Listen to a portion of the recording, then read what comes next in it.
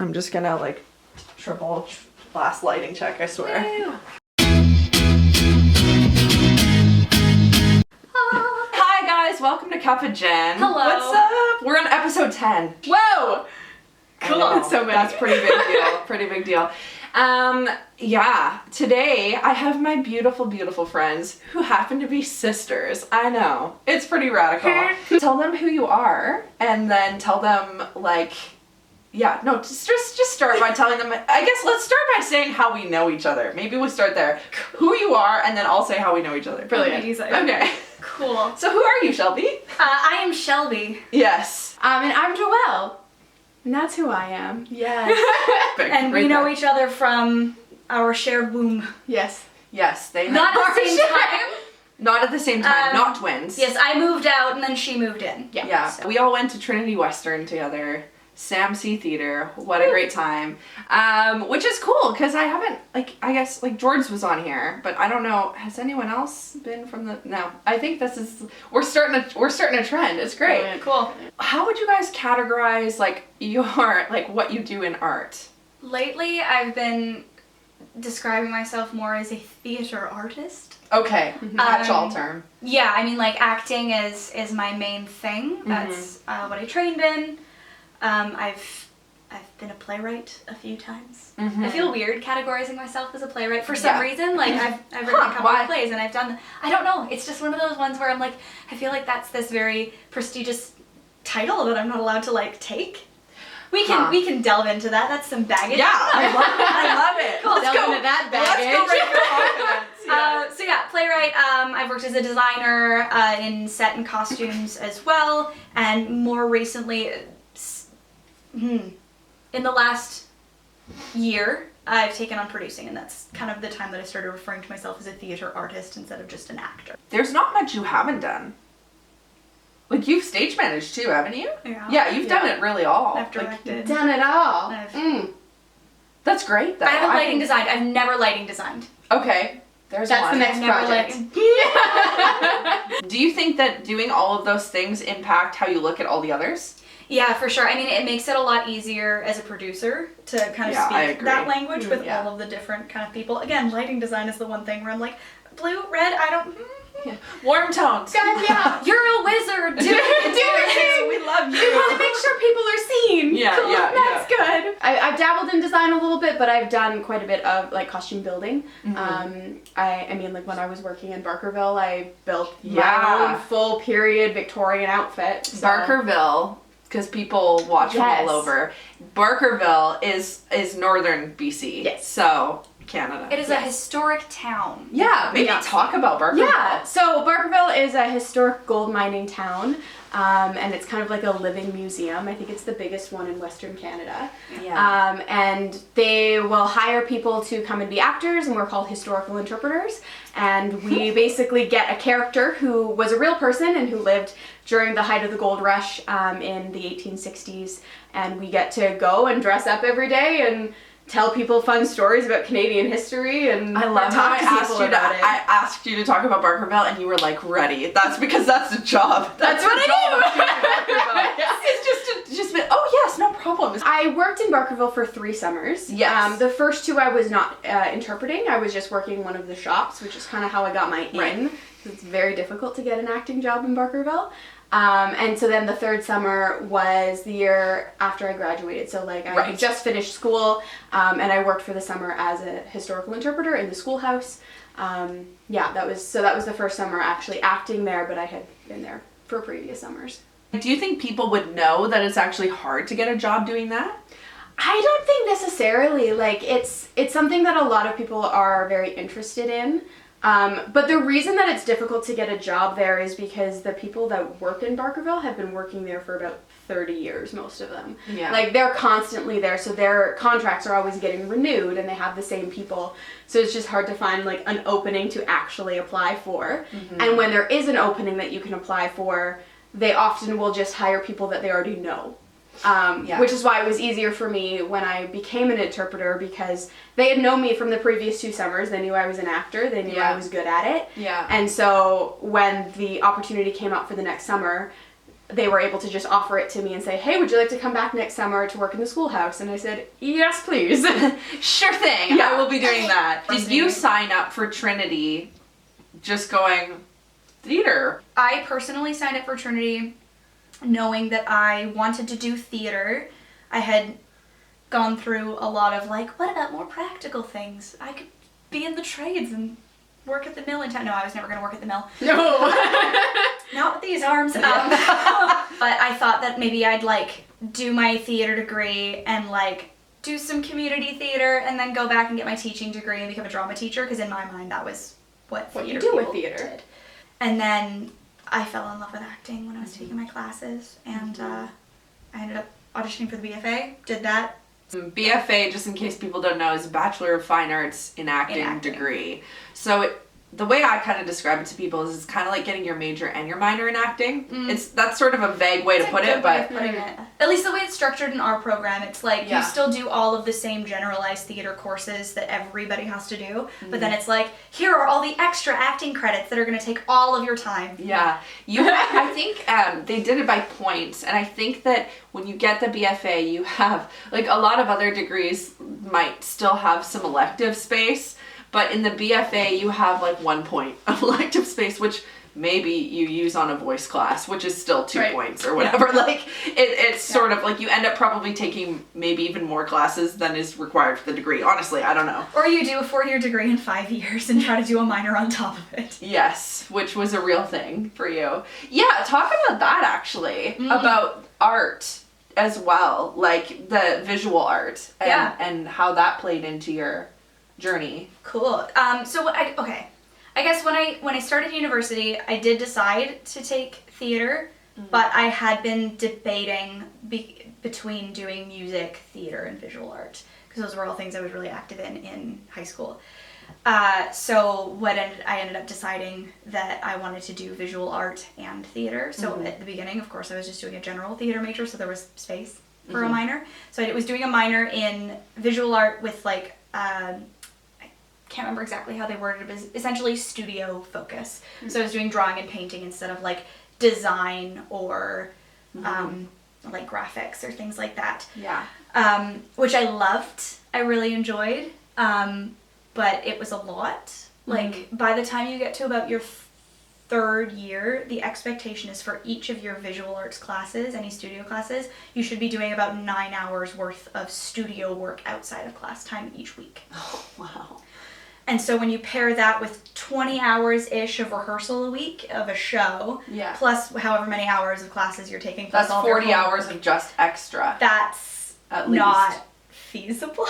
That's not So real. I pushed through for a really long time, and then it was my 4th year, and I remember like the last straw for me was I was taking an advanced drawing class of some kind.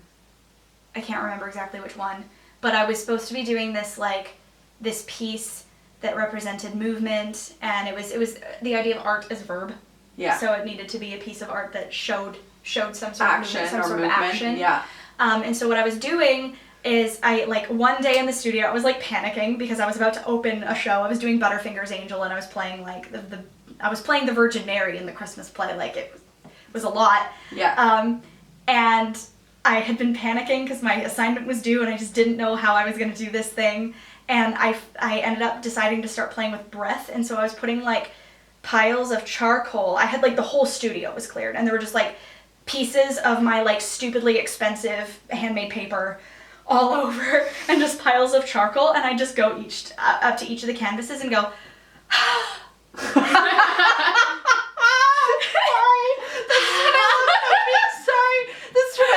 being a creative is it's like, what do I do? I'll breathe. I'll breathe on it. If I breathe on it. Charcoal. It's great because I love laughing at it, but at the same time, it was like a beautiful, profound thing. So like, profound. It's so profound. But what I love is that it came from absolute panic and stress. What do I do? So like, that's the arts. like breath is such an important thing in theater. It's also an important thing in singing, and like I'm a very physical person in the way that I inhabit my art. And so I was like, I'll put them together. And so I was like, literally had like 20 different pieces of, again, this stupidly expensive paper that I had to buy for my class, just like with things of charcoal, and I was going, and like seeing how different types of breath would like make different marks on the page, and then the charcoal would go shh, and then I would like spray it down with setting spray and then vacuum up the excess to try to like not smudge it, and that was my assignment. But I was in the studio all night doing that, and then the next day was tech day. And at Trinity, tech day starts at 8:30 in the morning and goes to sometimes 3 o'clock the next morning without really having breaks. And this was a show where I had to sing, and I had to give birth, and then I had to sing again. And I was like, I got to very tech physical day. too. It was a very physical part. It was also just like a very emotionally challenging part for me. At the time, I was going through a lot and I was exhausted, and I finished this assignment, put all my pieces away, went, got a couple of hours sleep, came back for tech day, and I was literally like backstage before we started our run coughing, and there were little clouds of black like soot coming out. Charcoal. No way. And that was the moment when I went, I can't sustain this. I can't do this as well. Okay, I have to glean from this because we need to talk about this. This is perfect. No, you know, the thing is that what I will say as well is that sorry, this is so awesome. But that's actually so relatable to me, not to make it too metaphorical, but you literally have to be seeing the charcoal coming out of your lungs to recognize that maybe 50 plus 60 hours extra on my week is not great for me. You can show up to a lot of things and just be like, just do the work. You don't have to be mentally, emotionally, spiritually present in acting. If you're not fully engaged and fully there, it doesn't work. Yeah. So you can't, things like not getting enough sleep, things like not getting enough nutrition, things like not drinking enough water actually impact our work. Yeah. It's just, school is not conducive to that environment. Yeah. So I just think it's funny, but I just think it's cool. That's something I also appreciated about our program, is that there was also a focus on like, it's not just that you're not taking care of yourself and not being able to function well is going to affect your work, but like, we also were graded on how well we were able to balance things. Yeah. Because that's a real thing in the real world. You need to be able to take care of yourself. And I'm very sick and tired of people in the industry like glorifying, oh, I haven't eaten 3 days because I've been so busy. And it's like, that's not good. That's not... That's stupid. That's not... Eat your food! That's not something that we should be praising. Well, there's people, no award for right? for treating your body like crap. There's no... The thing is people want to... in the past, I can relate to it because I think there's a certain level of like, we are asking for some maybe like validation in it, but like there's nothing great about being unhealthy to yourself and treating yourself negatively. Like, it's not something that we should be like, wow, I've been so stressed out, I can't even blah blah blah. Like maybe then like let's rethink that. Like, let's make the cool thing bringing some harmony and balance to your life. I had to get in car accidents, have faint in the middle of a Starbucks at 5 a.m. I had to have like tons of stress to like start to like even begin to learn that. Yeah. The fact that we are in a situation where you can do multiple hours of things and stay that focus is actually such a testament to your ability, but at the same time, should you, right? Yeah. So like, it's cool that you can do that, because if you could take all of that energy and then just focus, which is now probably what you're doing, honestly. But you know what I mean? Like, it's kind of funny. We have to learn those lessons over time. And we also just live in such a society that like we measure people's worth and their success and what they're doing by their output and by what they're able to, by the product of what comes out. Whether it makes a lot of money or just like how many shows you've done this year or whatever. I'm like that specifically in theater, but or like, what company have you worked with? Like, there's so much of that. This is something I discovered a lot last year when I was working at Pacific Theater. I was doing an apprenticeship there, and I was Pacific Theater. Love you.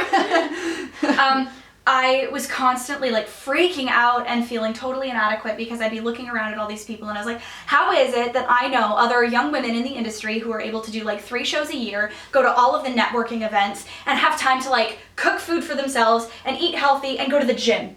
Yeah. Like just that, How? just those things. You're only seeing like the successful bits, and you're not seeing the fact that that person hasn't slept in a week, or you're not seeing the fact that that person hasn't been to the gym in a month, or whatever. And you're just like, oh, like, cool, I've just seen that this person has posted a gym selfie from like last week, and this person also like went to a show, and this person did this, and you're like, oh no, I'm failing. And it's like, no, but they just picked the absolute best, most impressive things. And so there's this immense amount of pressure to just be doing things all the time. This is great that you've opened that up, because one of the reasons that I wanted to start the podcast, I sort of talked about this a little in past episodes, but because I was wondering if you can give any, and feel free to share as much or as little as you want, but some ways in which you can illustrate to people maybe listening so that it gives them the confidence to realize they're okay, are some ways that you've failed lately. The one thing I can think of is that I just started a new job where I'm working at Science World as a science facilitator, and something like Science World is like the thing, by the way, in Vancouver. It's cool. Yes, it's really cool. It's like if you ever see those It like looks like a overshot- silver golf ball. It's like that big golf ball into the golf, Vancouver landscape. That's Science World. Go on. Sorry. So it's really cool, and I'm really excited about this job because I'll be a science facilitator. So I'm there to be in the different galleries and help kids learn and ask questions and teach them different, scientific things. And also I would be giving the presentations and the different experiments, and I would be leading those on like the main stage and such things. So I know that like going forward into the job, like that's something that I know I'm going to be very good at, and I'm very good at relating to kids and like performing and that kind of thing.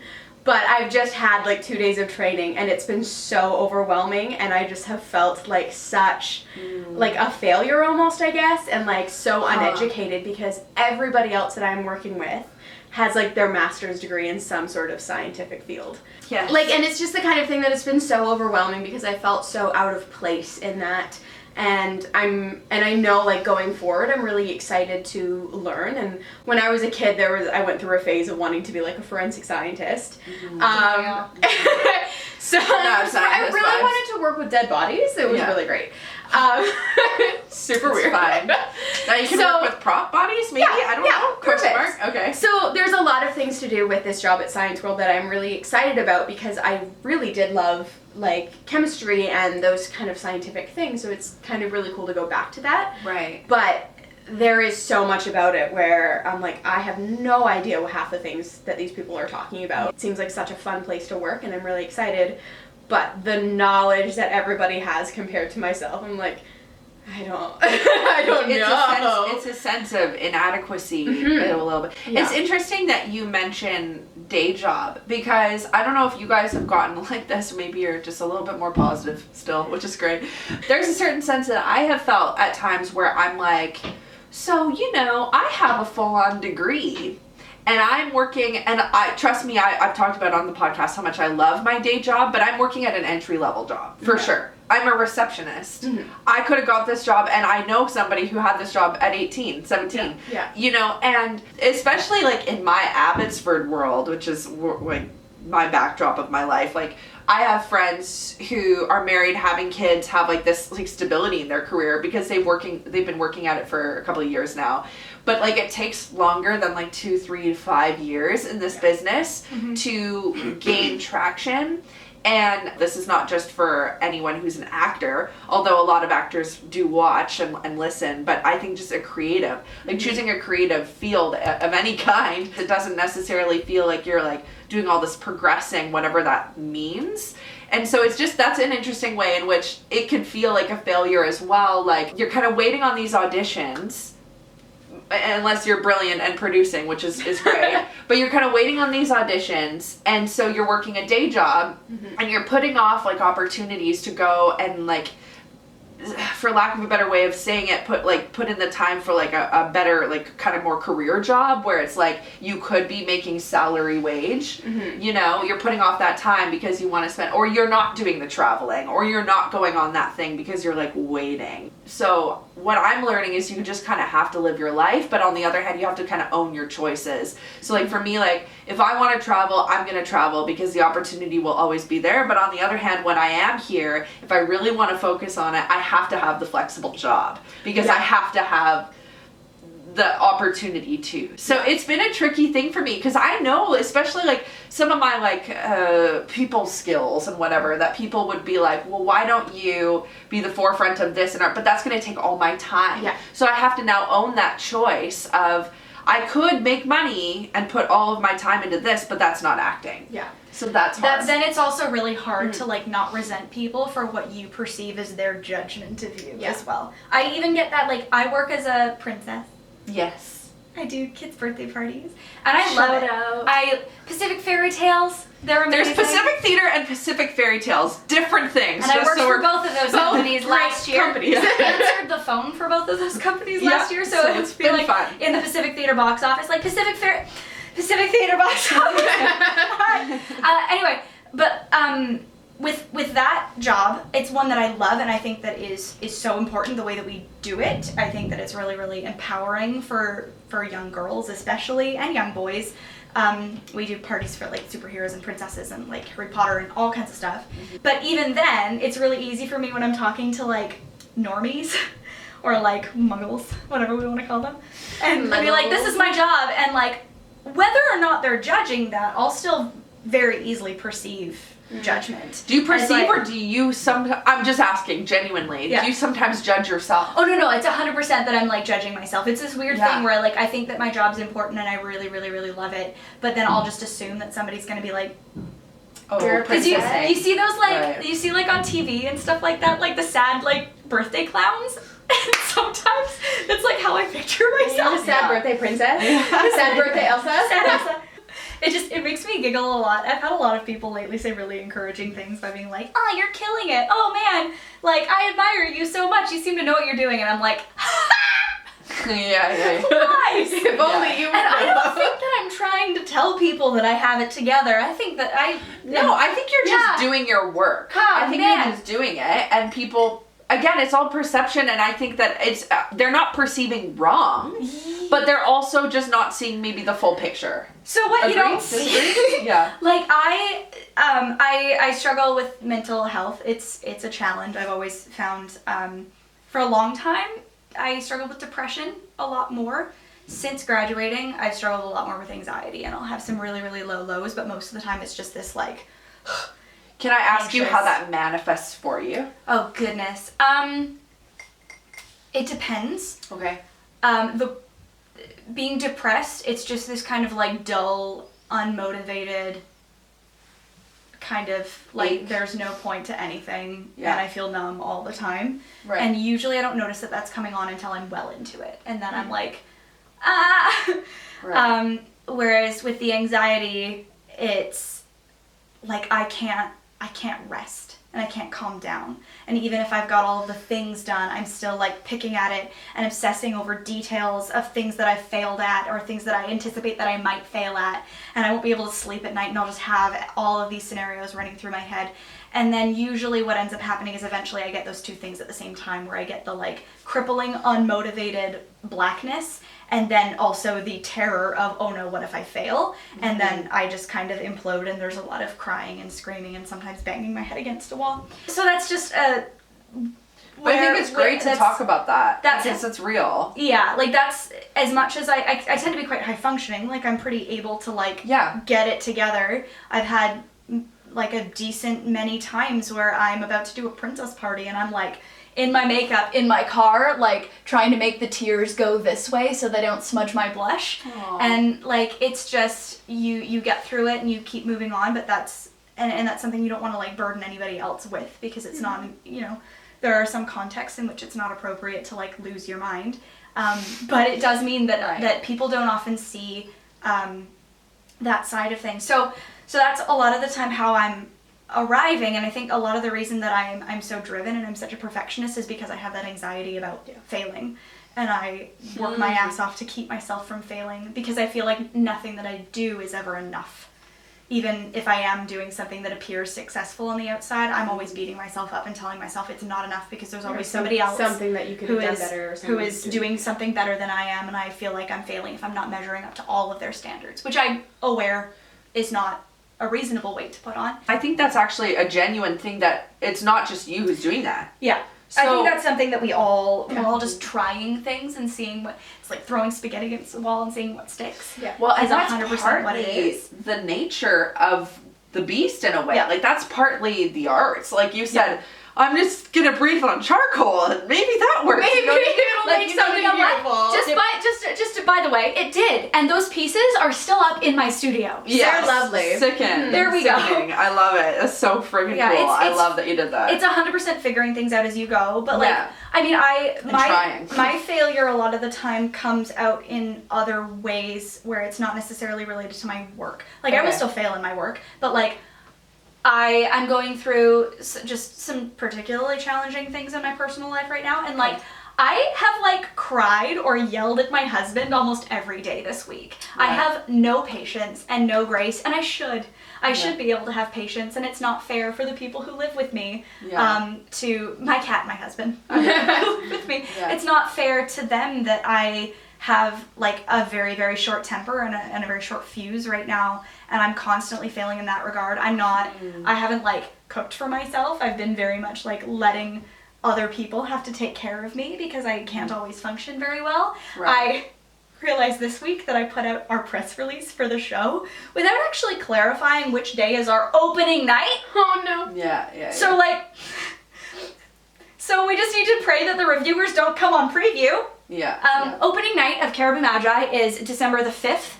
By the way, at 7:30 at the Havana, we'll get into that later. It's not the 4th. So like little things that just get missed that again, like people don't necessarily notice. I'm supposed to be doing a German accent for the show, and I speak German in the show, and I've been like trying to learn how to do that, but like I have not spent nearly enough time figuring out how to speak German because I'm so busy trying to do everything else. I think that that's a failure, is trying to do everything without actually letting people help you in the ways that are actually going to be conducive to getting the job done. That's key. I always like talking about things like that because that's so key. I think relationships, I mean, it doesn't sound like, oh, that's entirely related to being an actor or creative, but the people that you surround yourself with and the way that you do self-care entirely affects being an actor.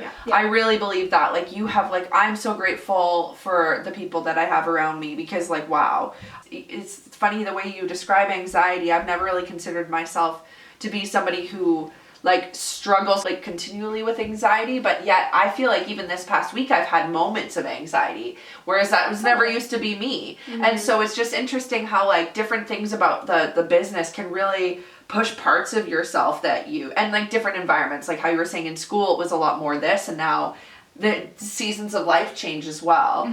But yeah, so I think it's very important, not to like wrap it up, but it is very important to like to evaluate like your friendships and like the people around you and how that is affecting your mental health, and also affect like realizing your own self-care and stuff so that you can also be positive to people around you. So it's that reciprocation. I think everybody needs a couple like really close equal friendships where there's a lot of give and take on either side. But then I also think that it's okay that sometimes I'm going to be in relationships where I give a lot more. And there's going to be other relationships where I take a lot more. And everybody needs to kind of find what they're able to give and what they're able to take. So. Hey, sorry to interrupt the podcast. I wanted to let you know that this space in my show is now available to rent. If you have a product or a business or anything that needs advertising and you want me to talk about it on the show, feel free to reach out at cuppagenpodcast@gmail.com. That's CUPPAGEN podcast@gmail.com, and this space could be yours. Thanks for listening. Now let's get back to this episode. So like talk about how you guys grew up. Because I think it's informative. I think it impacts a lot to do with how you guys do art. I actually think.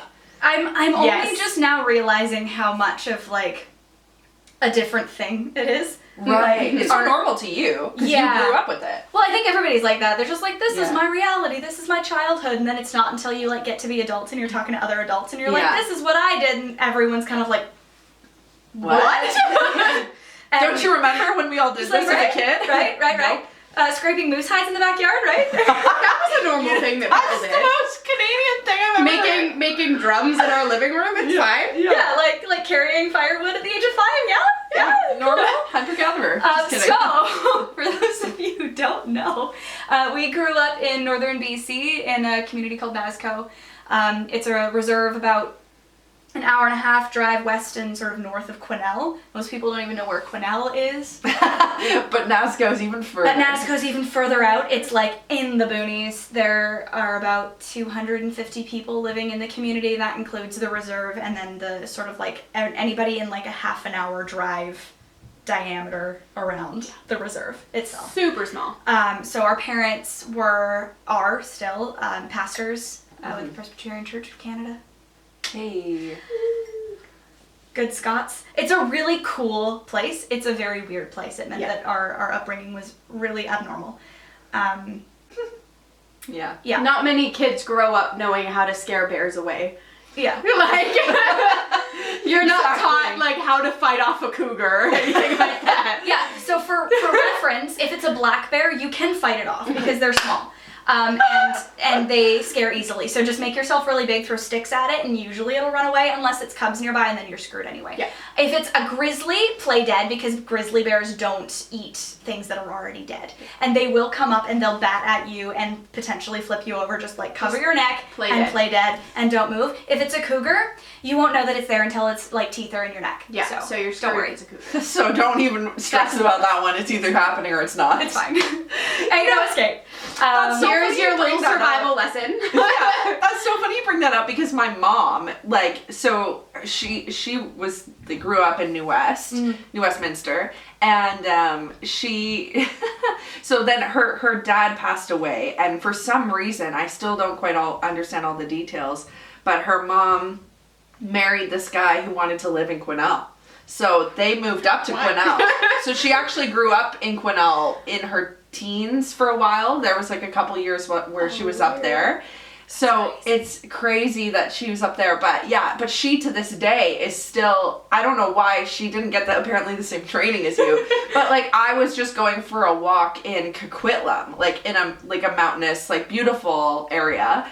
And it's like one of the hiking trails, but I was by myself because I was catching up to James and to Sean. They were on a different trail, whatever, and I was meeting up with them, and so I was just on this trail. So I called my mom just because I was chatting with her, and she was like, "Watch out for bears!" She just panicking about bears.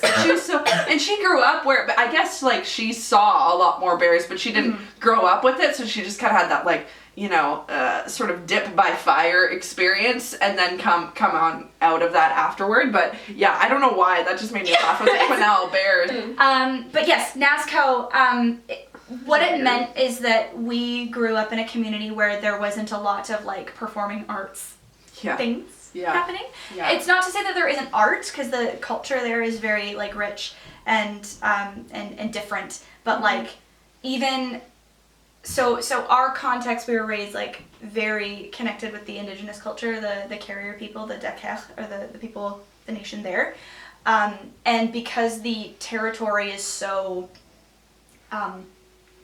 rugged and challenging and cold, it meant that the peoples in that area are very nomadic, and so their culture is a lot more like, it's very portable. You see in the West Coast here, you see lots and lots of visual art and lots of like artistic practice. You see that the Plains are really well known for like their dance, and so a lot of the artistic cultures, even the people there picked up, are from other nations around BC and the rest of Canada, and not so much from their own people.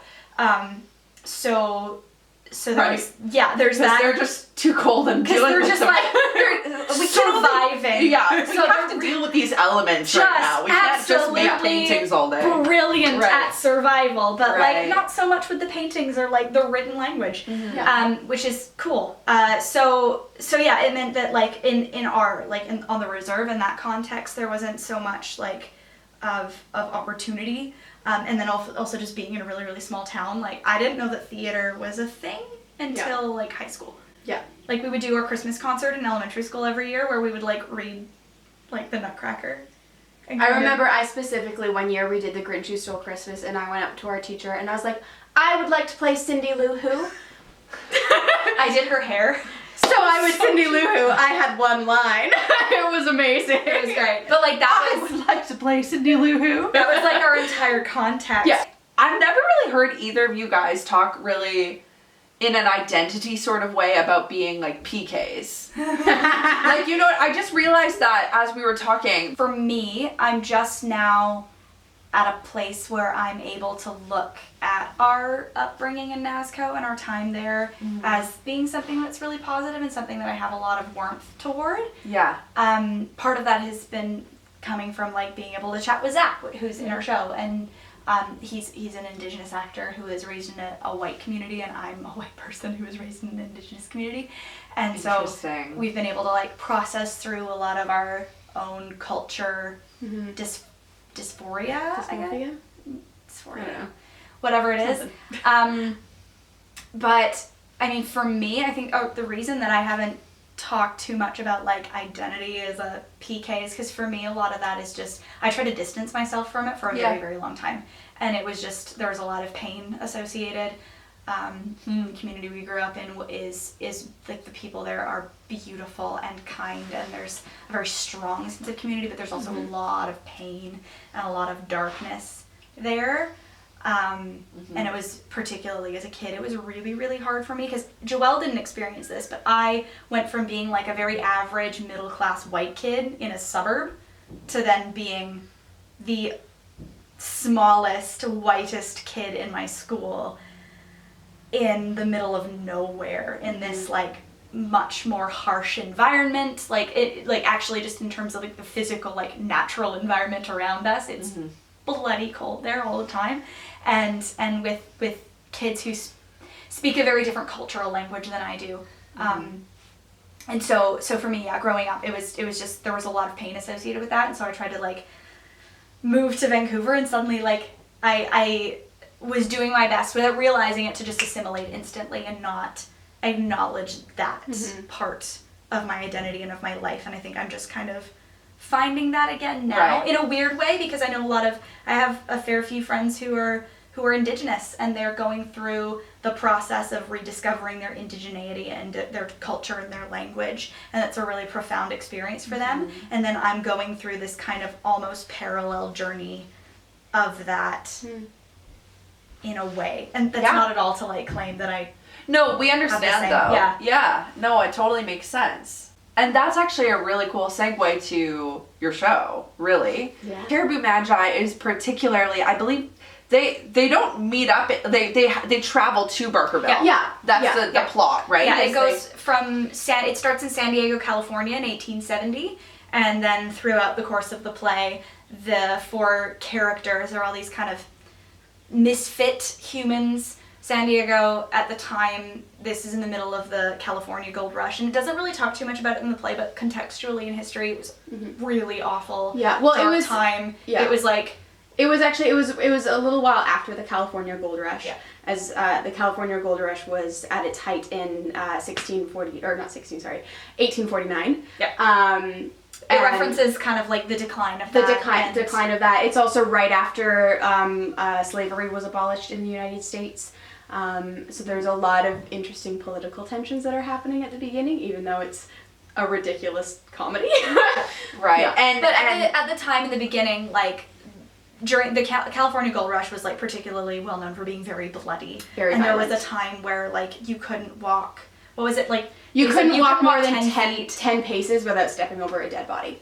Wow. Like it's dark. So the fact that it starts there, where again it's a comedy, guys, don't worry, it's funny. But that's kind of the context that these characters are starting in, where they're very jaded.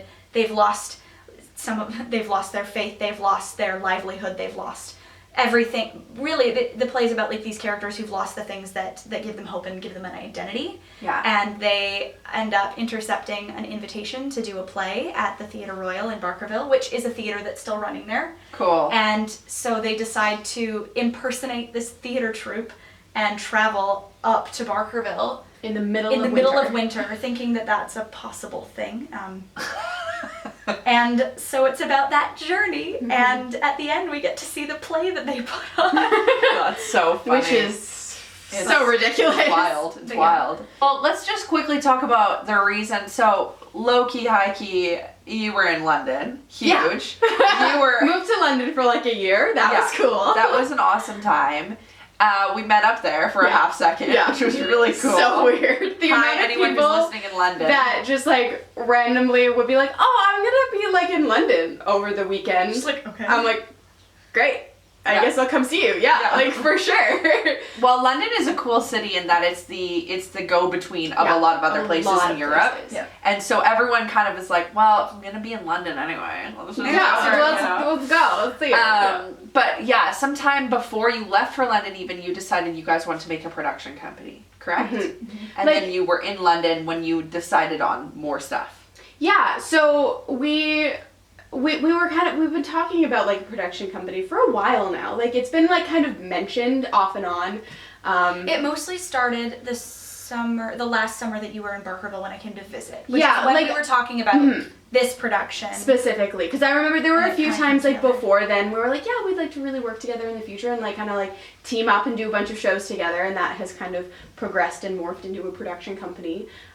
So then we really started talking about it. Yeah, the last summer I was working in Barkerville. Shelby and Tyler came to visit me, and especially because we were in Barkerville, the topic of the specific show Caribou Magi came up because it's one that I always wanted to do. It's one that feels very close to us because it's about people going to Barkerville, which is like where we grew up, where I worked for 3 years.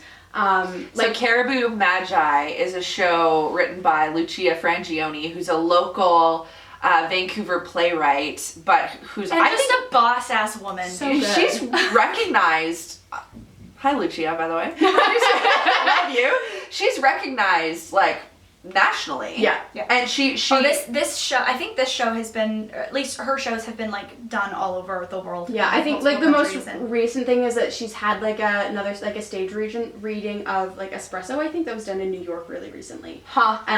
Yeah. Zach was telling us about how he went into a bookstore in New York that Lin-Manuel Miranda had bought because he's like spent a bunch of time writing Hamilton there, and he went into that bookstore and the guy running the bookstore was like, oh yes, my favorite play is this play by this woman called Espresso by Lucia Frangione, and Zach was like I know her.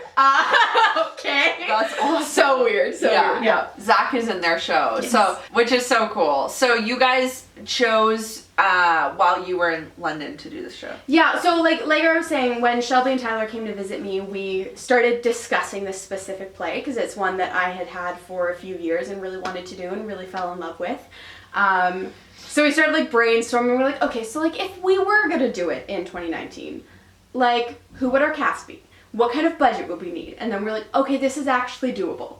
Like, Interesting. really doable. Like really doable. So we started approaching some of the actors. Also, who we at that wanted. time, the budget that we had put together was like still twice as much as what we're actually What we're actually working with right now. That's great. Yeah. Cheap theater. It's good. It's so good. So we started approaching some of the actors who we had in mind and being like, okay, so like this is a show we would really like to do. What are your thoughts? Are you interested in potentially participating in it, being in it, whatever? And then there was a little while where we're like, okay, realistically, we had some other plans. We're like, okay, Caribou Magi is not going to happen. Like, let's hold off on it for another year. Like, this is one of my dream shows to do, so we can wait so that we can do it well and we can do it right. Yeah.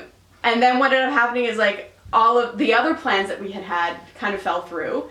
And so we had this open time in December of 2019, and we're like, oh, should we maybe think about doing Caribou Magi again? Is this possible? And the more we looked into it, the more we were like, okay. Yeah. Things just fell into place. Like I Things contacted completely fell theater into company place, or yeah. theater venues, and like the Havana originally was like, oh yeah, no, we're booked until like in January 2020, and we're like, okay, well there goes that plan. And then a week later, I got an email and it was like, oh, our Christmas show dropped out, and we have these 2 weeks at the beginning of December, which is exactly when we wanted to do the show. And they're like, it's free if you want it. Yeah. So like. Yeah. It's like God maybe had a plan. Yeah. and all of these little things kind of like fell into place. There were definitely some stressful times of like, oh my gosh, we can't do it. I had contacted Lucia's agent, and it just all fell into place, and she gave us the rights for like a ridiculous price. A ridiculously like, low price, which was amazing. And she was just like, oh yeah, no, like I know you two girls, like you're gonna do a great show, so like here, have the rights for like nothing basically. And we're like, okay.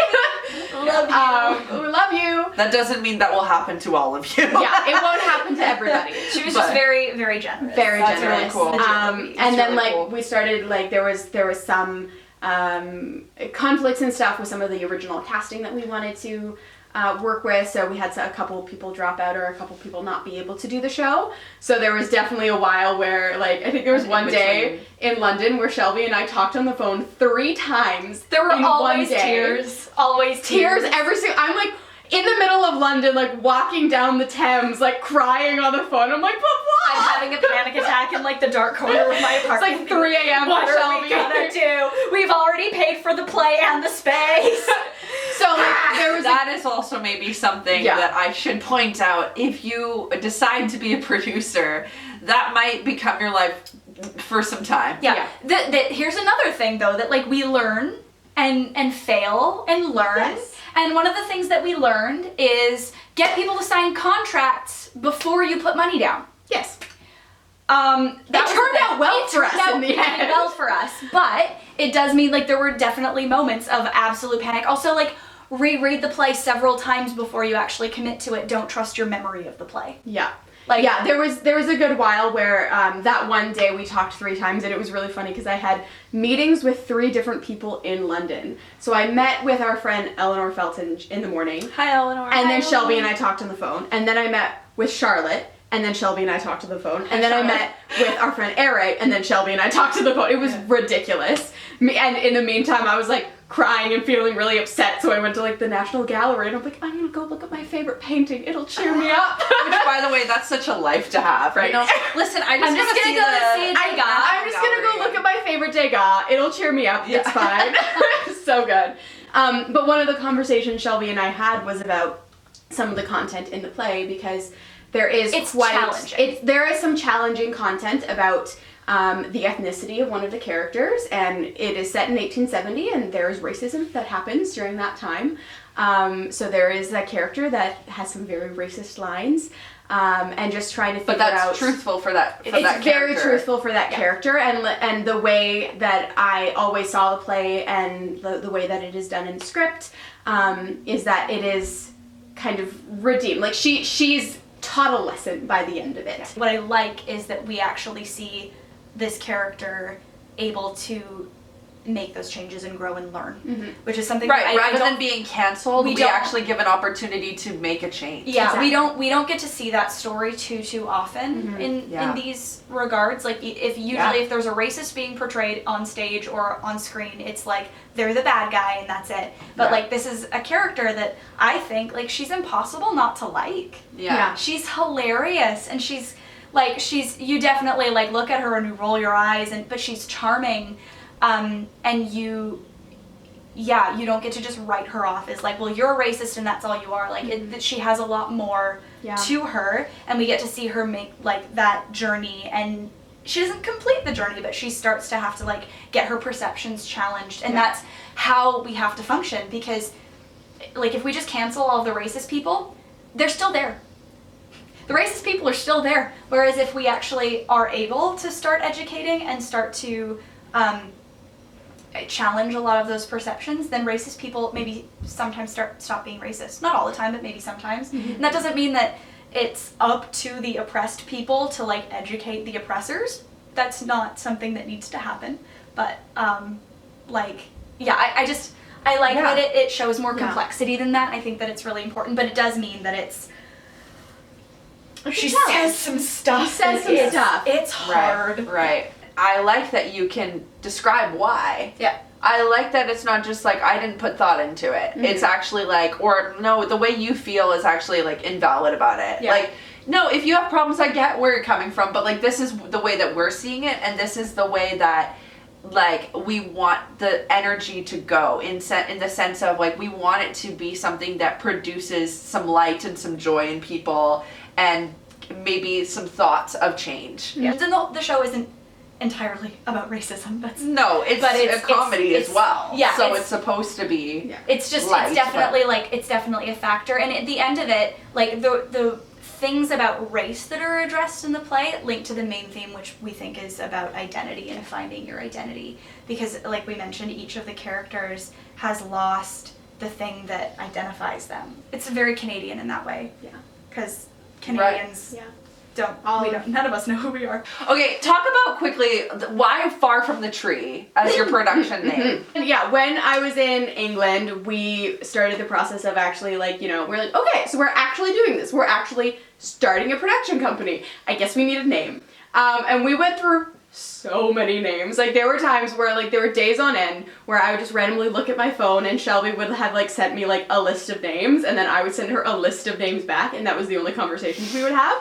It's just, like, sending names, and we're like, I don't really like this one. No, I don't really like this one. Oh, I love this one, but there are three other companies that have that name, so we can't do that. So it was a long process. When we settled on Far From the Tree Productions, it was, like, to me, it was the kind of thing, like, we threw that name out there, and we kept thinking about it, We're like, this just seems to kind of stick, and, like... Is that, like, the apple doesn't fall far from the tree? So, the idea with that, it's a weird, like, it's literal, but then it's also kind of tongue-in-cheek, where we've talked a bit about, like, our upbringing. I've always found it really weird that we ended up actors. Yeah. Because we didn't know actors, and we didn't have any access to that kind of thing growing up. Literally, all we did was, like, put on, like, fashion shows in our living room. And, that's like, this is theater. And there weren't people in our family who were, like, artists in the classical sense. So it was always, like, kind of a joke of just, like, how did we end up, like, we're, like, missionary kids from right, because the idea so the apple doesn't fall far from the tree would imply that you've come from, like, this long heritage of actors, but you happen to but we haven't. So we fell very far from the tree in that sense. But at the same time, when we started thinking about it, we realized that it's also kind of a tongue-in-cheek sort of thing, because in reality, like, our parents are public speakers. Mm-hmm. Both of our parents are musicians. Our dad is a visual artist. We have a bunch of, like, our extended family. We founded a bunch of our family in Holland are in, like, the film and theater industry there. Like, there's so many connections. And looking back, what we were doing as kids, we were, without realizing it, constantly putting on plays. Yeah. And so we're basically going back to our roots. We like tree metaphors. Yes. So we're going back to our roots and doing the thing that we've always done. So it's like this weird, that's kind of where the name came from. And then on top of it, it also fits because we have a huge part of our mandate and values is about environmental sustainability and creating less waste. So anytime you bring in trees or greenness, that also works. But like, there's so many, like, and like, we grew up in a log cabin in the forest. Like, trees are a very, like, important symbol for us too. Yeah. So yeah, our little logo is one of those little helicopter pod things from, is it an oak tree I think they come from? Yeah. Where you just, like, they fall, and they don't just fall straight, they spin. They spin and they go all the way around. So that's, and there's two of them. Yeah. For you. That's so perfect. So we're gonna just, like, stick our heads together. Yeah, it was really cool. It was definitely really interesting coming up with that, because I think that was the kind of name that we, like, threw out. They were like, Far From the Tree. And then the more and more we started thinking about it, the more we're like, oh, it this sat fits. well. This works with this and this kind of idea, and, like, all of these different backgrounds, and, like, the capper was like, and we grew up, like, in the forest, so, like, this is great. So, and it just kind of stuck with us. Yeah. That's so cool. I love that. I think it fits everything you've talked about. Mm-hmm. Like, being siblings, to what you care about, to your upbringing, to, like, all the stuff. That's really cool to have. Like, I love when a name can really embody what you're trying to do, you know? Yeah. And it took a long time to get there, but it's very satisfying to have one where I'm like, So, if people want to follow, I mean, obviously Caribou Magi opens in December. If you're in the Vancouver area, you should definitely come see it. If they want to follow you on social media or, like, other platforms to follow what Far From the Tree does, how do they do that? Instagram, we're Far From the Tree Productions. Okay. On Facebook, we're also Far From the Tree Productions. So you can follow us on Instagram and Facebook. We also have a YouTube channel. I'm sure that if you just search Far From the Tree Productions on YouTube, you'll find our channel. Okay. We also have a website. And then we have a website, which is www.farfromthetreeproductions.com. And there's some lovely stuff on there about where we come from and our company, and our amazing friend Courtney Bryce has done all of our photography cool. for our shows, and also designed our website for us, so check that out. Individual Instagrams that you also have? Yes, I just looked at my Instagram handle so I remember it. It's really easy. It's just Joelle Wyminga 123. So at Joelle Wyminga 123. How do you spell Wyminga? Wyminga. Amazing. My personal Instagram is Shelby, Shelby, Doom Doom, D-U-M-D. Oh, no, I'm going to start that again. SHELBY, There we go. Like boom boom, but doom. But Doom Doom. Yeah. Guys, thanks so much for coming. Thanks for having us. Thanks for talking to me for so long. So long. Oh, we had some great we never conversations. showed our cups, but it is Tea's Cup of Jen, finished. so we kind of have to. This is like a Starbucks collective one. I like it. It's pretty, but there's nothing like really artsy, it's abstract. really big. It's like I blew charcoal color thing onto my, and That's not the pattern that breath makes, I can tell you that. Sorry, that's a brush stroke? your cup I've used before, but it's the London cup, and Yes, it's perfect it's because perfect. you were in I London. lived in London, so. Yeah, and Wonder Woman got- is perfect for Shelbs because Obviously.